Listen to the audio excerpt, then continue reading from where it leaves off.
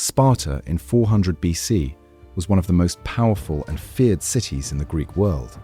Its soldiers had defeated Athens only a few years earlier, in 404 BC, ending the long and brutal Peloponnesian War. Across the valleys of southern Greece, people spoke of Spartan discipline, Spartan courage, and the strange society that produced warriors, unlike any other in the ancient world. At this moment in history, Sparta ruled much of Greece through alliances and military power. The city itself was not large compared to Athens. Estimates suggest perhaps 40,000 people lived across the wider Spartan territory of Laconia, yet its influence reached far beyond its size. In this video, I use modern AI tools to bring historic paintings, engravings, and imagined reconstructions of ancient scenes to life. We shift perspective, change camera angles, and move through the same scenes in ways their original artists never could. Through these moving images, we walk through Sparta as it may have looked around 400 BC, at the height of its power. First, I want to talk about the valley where Sparta stood. This view shows the wide and fertile valley of the Eurotas River in southern Greece. The city of Sparta lies here, surrounded by rugged mountains. To the west rises the tall wall of Mount Taygetus. To the east stand the lower slopes of Mount Parnon. By the 5th century BC, this valley was the heart of Spartan power. In the foreground of this scene, the Eurotas River moves slowly through reeds and low trees. The water glints under the sun. Farmers walk along narrow dirt paths beside the fields. Oxen pull wooden plows through the soil. Wheat and barley grow in neat rows across the flat land. Unlike many Greek cities, Sparta had no massive walls. Contemporary writers like Thucydides noted that Sparta relied on its warriors, not stone defenses. The city spread loosely across several villages rather than a single dense urban center. In the distance, we see low houses made of mud brick and wood. Smoke rises from small hearth fires. The valley smells of earth, animals, and river water. But this peaceful farmland hides a constant tension. Most of the agricultural work here is done by helots, an enslaved population conquered centuries earlier when Sparta took control of Laconia and neighboring Messenia around the 7th century BC. By 400 BC, helots greatly outnumber Spartan citizens. Records suggest there may have been 7 or even 10 helots for every Spartan warrior. This imbalance shaped everything about Spartan society. Spartan soldiers trained constantly because they feared rebellion from the very people who worked their land. Today, travelers who visit modern Sparta in Greece can still see the Eurotas Valley stretching between the same mountains. The landscape has barely changed in over 2,000 years. Next, we move closer to the city itself. This view shows the scattered settlement of Sparta around 400 BC. Unlike Athens with its dense streets and towering acropolis, Sparta appears almost rural, low buildings spread across gentle hills and flat ground. In the foreground, narrow dirt roads wind between houses built from stone foundations and mud brick walls. Roofs are covered with clay tiles or thatch. Olive trees grow beside courtyards. Chickens scratch in the dust. Women carry water jars from nearby springs. Children run through the open spaces between homes. Spartan women, unlike women in many Greek cities, moved more freely in public. They owned property and managed households, while men trained or fought. The air smells of olive oil, cooking fires, and leather from military equipment. But the city feels strangely quiet. By the late 5th century BC, Spartan citizens, known as Spartiates, formed a small elite class. Only these full citizens could become soldiers and participate in government. By some estimates, around 400 BC, there may have been fewer than 8,000 full Spartan citizens. This shrinking population worried Spartan leaders. Sparta's power depended entirely on maintaining a strong warrior class. Today, archaeologists still debate the exact layout of ancient Sparta because the city left relatively few monumental ruins compared to other Greek cities. But ancient writers consistently describe a settlement that looked more like a cluster of villages than a grand capital. Now we move to the heart of Spartan religion, This view shows the sanctuary of Artemis Orthia near the banks of the Eurotas River. By the 5th century BC, this was one of Sparta's most important religious sites. Stone steps lead down to a sacred area filled with wooden altars and small shrines. Offerings hang from posts, clay figurines, and carved objects lie on the ground. Priests move slowly through the sanctuary, carrying incense. But this place is known for something far more dramatic. In the foreground, a group of young boys stand before the altar. These are Spartan youths undergoing a ritual test of endurance. Ancient accounts describe how boys were whipped as part of ceremonies honoring Artemis Orthia. The test measured courage and pain tolerance, qualities valued deeply in Spartan culture. Crowds gather to watch, some shout encouragement, others remain silent. Dust rises under the feet of spectators. This ritual reflects a larger system of training known as the Agoge. Beginning around age 7, Spartan boys left their families and entered state-run education focused on discipline, survival, and combat. The Agoge had existed for centuries by 400 BC and was central to Sparta's military success. Today, archaeologists have excavated the sanctuary of Artemis Orthia and uncovered thousands of small offerings left by ancient worshippers. The site remains one of the most important windows into Spartan life. Now we step into the training grounds of Spartan warriors. This view shows an open training field just outside the main settlement.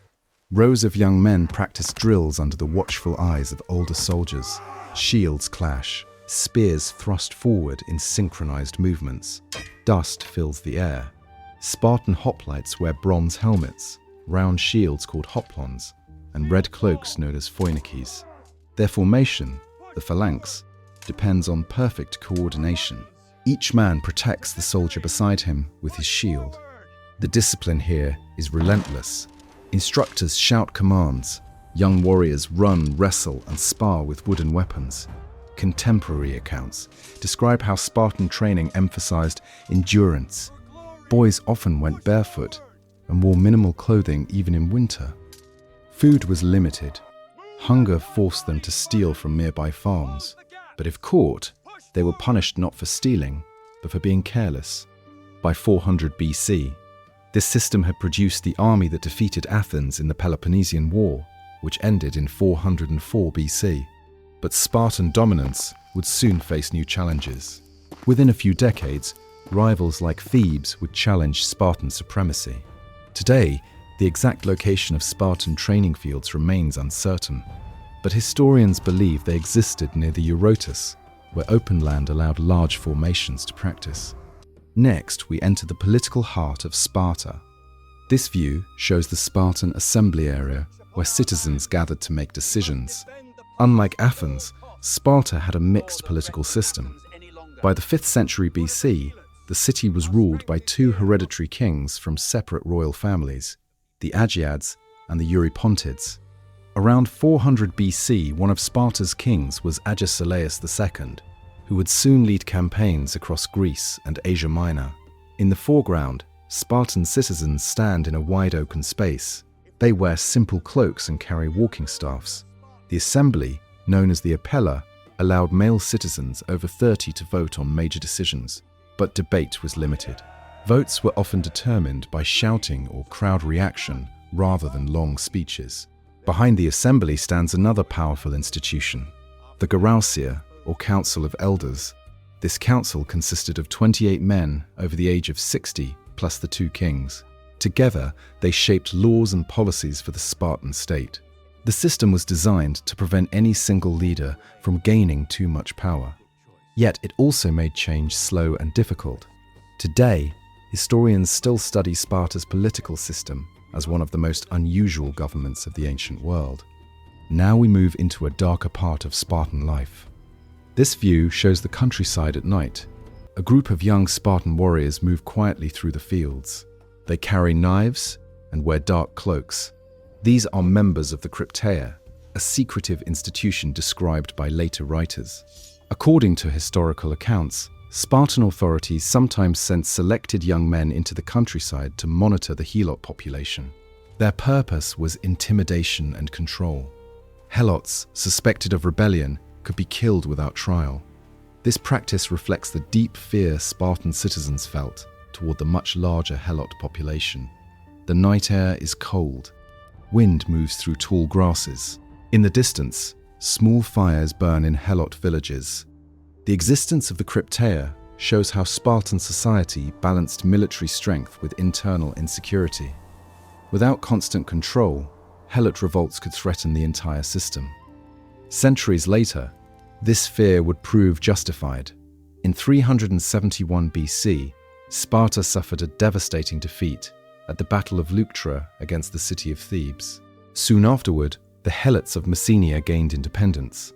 But in 400 BC, that future still lies ahead. Next, we walk through the Spartan marketplace. This view shows the Agora of Sparta, though it looks different from those in cities like Athens or Corinth. Sparta discouraged luxury and trade. In the foreground, small stalls display basic goods: pottery, olive oil, grain, and leather. Merchants speak quietly with customers. Spartan law traditionally discouraged the use of gold and silver coinage. Instead, iron bars were sometimes used as currency, making large fortunes difficult to accumulate. The smell of olives, bread, and livestock fills the air. Foreign traders occasionally arrive from other Greek cities, bringing goods Sparta does not produce. But commerce is limited. Spartan society values simplicity and discipline over wealth. By the late 5th century BC, however, some of these rules were weakening.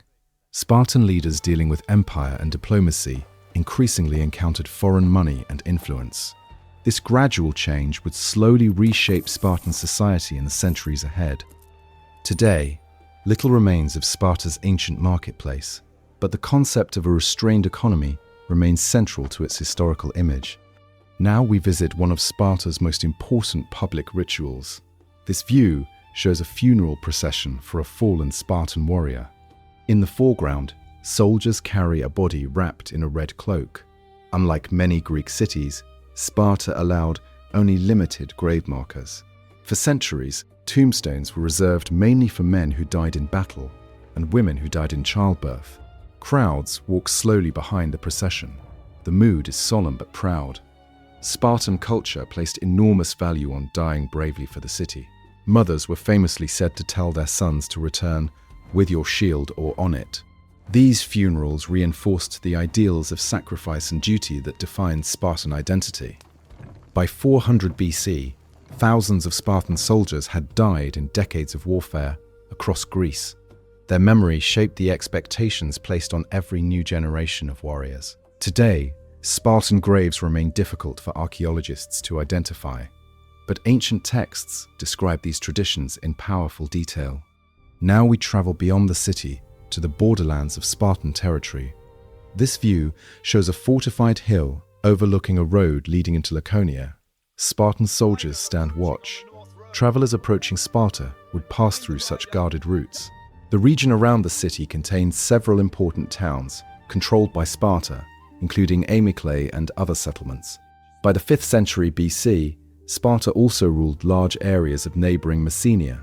The control of these lands provided food and labor for the Spartan state, but maintaining this territory required constant vigilance. Mountain passes could allow enemies or rebels to enter the valley. Watchfires burn along ridgelines during the night. In the distance, we see shepherds guiding flocks across rocky slopes. This frontier landscape reminds us that Sparta's power depended on geography as much as military skill. Even today, the mountains surrounding Sparta still dominate the horizon, just as they did in 400 BC. Now, we return to one of Sparta's most sacred places. This view shows the temple of Athena Chalkioikos on the Spartan Acropolis. Though Sparta lacked the monumental architecture of Athens, this temple was one of its most important religious buildings. Bronze decorations covered parts of the structure, giving it the name Athena of the Bronze House. Pilgrims walk up the hill carrying offerings. Priests light incense before the statue of the goddess. Athena represented wisdom, warfare, and protection for the city. Historical sources suggest the temple held weapons, armor, and possibly war trophies captured in battle. The smell of burning incense drifts across the hill. From this high ground, The entire Spartan Valley stretches into the distance. Over the centuries, this temple would witness the rise and decline of Spartan power. Today, only ruins remain of the sanctuary, but the site still overlooks the modern town of Sparta. Finally, we step back and look at Sparta as a whole around 400 BC. This view shows the city at sunset. Smoke rises from hearths. Farmers return from the fields. Soldiers gather for evening meals in communal mess halls known as syssitia. These shared meals reinforced loyalty among Spartan warriors. By the late 5th century BC, Sparta stood at the height of its power after defeating Athens. Yet the system that created this strength also contained hidden weaknesses. The small number of full citizens, the reliance on helot labor, and the rigid social structure made adaptation difficult. Within a single generation, Sparta would face new challenges from rival Greek states. But in 400 BC, none of that is visible yet. What we see instead is a disciplined society shaped entirely around warfare, control, and survival. Through AI reconstruction and moving perspectives, these ancient scenes feel closer than ever. Streets that once held Spartan soldiers, farmers, and priests come alive again in ways earlier historians could only imagine. If there's another city or moment you'd like to see brought to life, let me know in the comments. Again, thank you so much.